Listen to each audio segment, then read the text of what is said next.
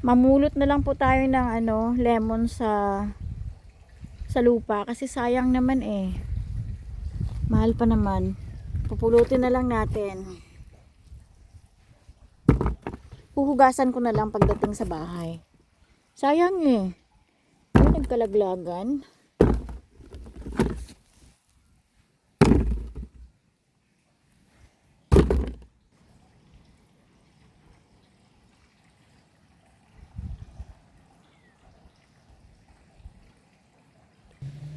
Ito na yung napulot natin guys. Napulot lang natin sa ground. Pero marami pa rin oh. Wala kasi akong dalang lalagyan. Kasi hindi ko naman nakalain na ganito karami palang makukuha namin dito. Ito oh. Humangin kasi nung nakaraang araw. Tikim kaya tayo nito. Tingnan natin kung matamis. Yung orange. Ito. Siguro yan.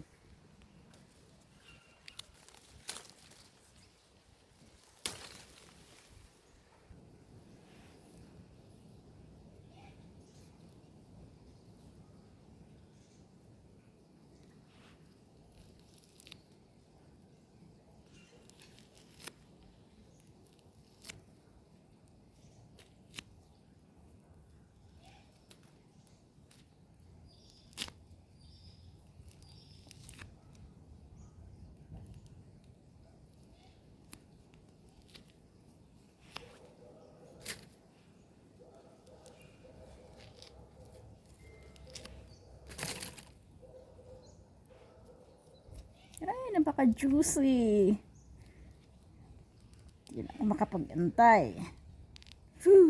Tumutulo yung juice. Ito talaga yung ginagawang juice eh.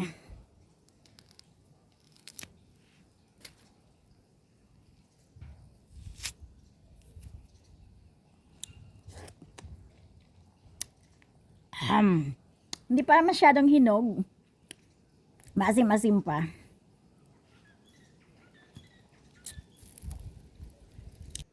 Ito yun na yung napitas ko. Ayan naman yung puno niya. Ang dami no. Wala akong lalagyan eh. Hindi pa siya masyadong hinog. Pinili ko lang yung mga hinog na at saka yung mga nalaglag sa ground. Ito yung olives, napakasarap tingnan. Gusto kong tumikim. Curious lang ako. Yung hinog pipiliin natin. Itong mga dark purple, hinog na po siya. Nakakatakam. Tikman natin. Siguro ang pait.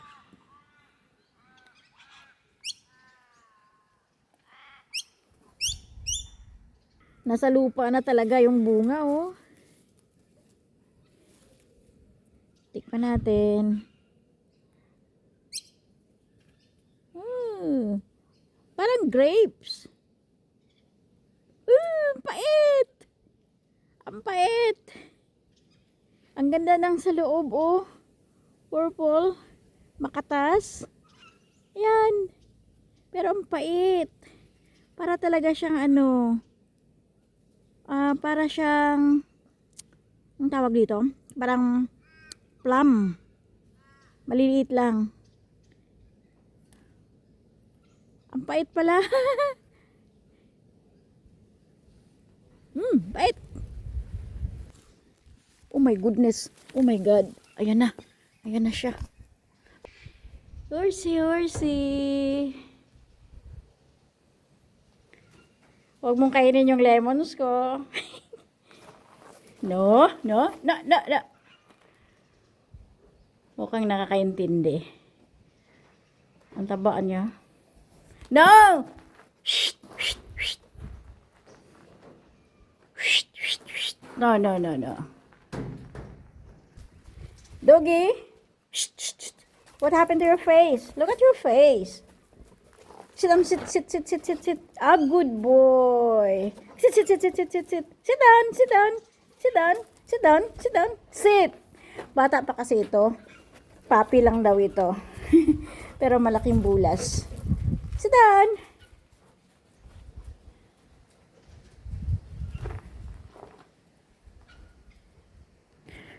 Ayan ang kagandahan.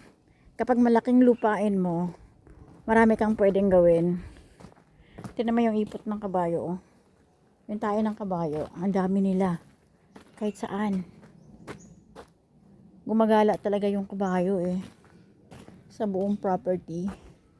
Tingnan mo po ito. Native tree po ito dito sa Australia.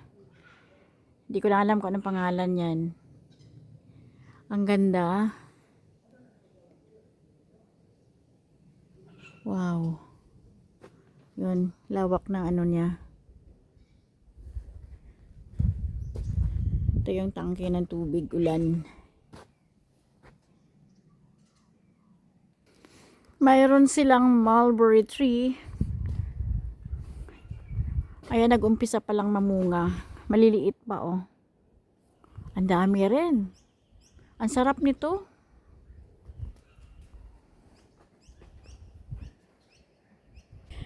Ito pala yung mga tae ng kabayo.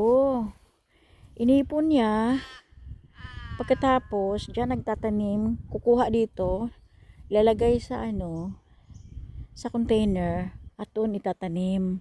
Tapos, paligid ng puno ng mga fruit trees. Kaya pala ang tataba nila eh. Ay, ang ganda. Nandito kami para kumuha ng kahoy. Kasi, gagamitin po namin para sa fireplace. Ayan, mabuti naman at mayroon kaming kaibigan na nang magbibigay ng kahoy. Kung bibiliin po niyo ang kahoy, isang load, hindi siya kalakihan. Yung trailer, $300 po. Kaya ayan, binibigyan lang kami. May libre pang prutas. Saan ka pa? Swerte talaga pag nakatira tayo sa ganitong lugar, ano. Tingnan nyo, oh, ang tahimik. Ayan, makulimlim na naman. Dito blue, dito makapal ang ulap. Napakasarap tumira dito. Ayan, napaligiran ng mga kahoy, punong kahoy.